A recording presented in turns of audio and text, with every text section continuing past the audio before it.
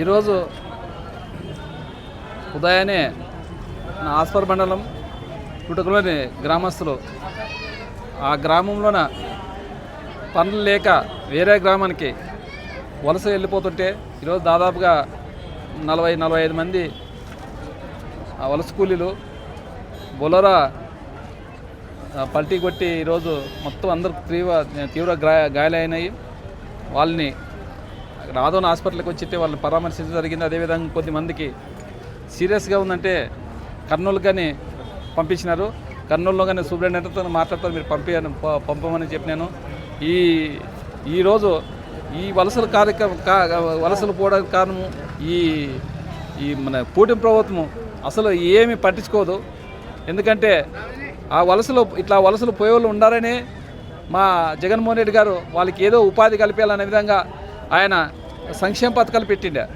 ఆ సంక్షేమ పథకాలు ఈయన అధికారంలోకి వస్తే అంతకిన్నా నేను ఎక్కువ ఇస్తానని చెప్పి ఈరోజు ఒక్క రూపాయి లేకుండా అట్లా ఏ అక్క చెల్లెమ్మలకి సంక్షేమ పథకాలు మొత్తం ఆపేసి ఈరోజు ఇంత అన్యాయానికి దుర్మార్గం పరిపాలన చేస్తున్నది ఈ కూటమి ప్రభుత్వం. ఈ చంద్రబాబు నాయుడు అయితేనేవి మన పవన్ కళ్యాణ్ అయితే ఇంకా అన్ని మొత్తము ఆ సంక్షేమ పథకాల మీద మొత్తం సంతకాలు పెట్టి చేసిన అదే ఆ ఉపాధి కల్పించింటే ఖచ్చితంగా అసలు ఆ గ్రామంలో ఉండేవాళ్ళు. ఈరోజు ఎందుకంటే మా ఆలూరు కాన్స్టిట్యూన్సీ చాలా వెనుకబడింది.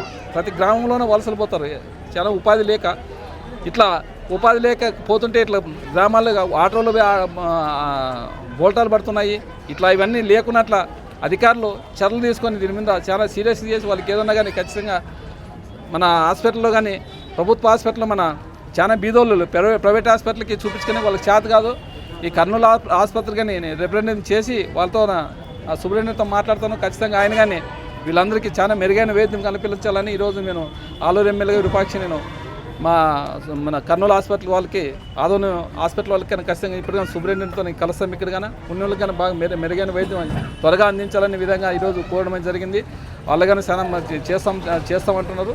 ఎందుకంటే వాళ్ళు మొత్తం వాళ్ళకి అసలు మన ఆలూరు కాన్స్టిట్యూన్సీలో చాలామంది నాకు తెలిసి 80% ఉండేది మా వాల్మీకిలో ఉండేది ఎక్కువ ఉండేది.